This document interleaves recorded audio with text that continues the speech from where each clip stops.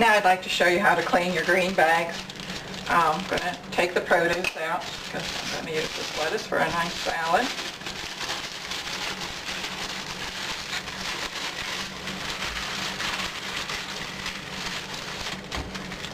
Now just take some warm water, use it either, and run it in your bag. We can use a sprayer. If you see any little flecks of leftover produce, just flick it off with your finger. Just turn it inside and out a couple of times. Make sure I have it all clean. And just shake it out. I want it dripping on the floor.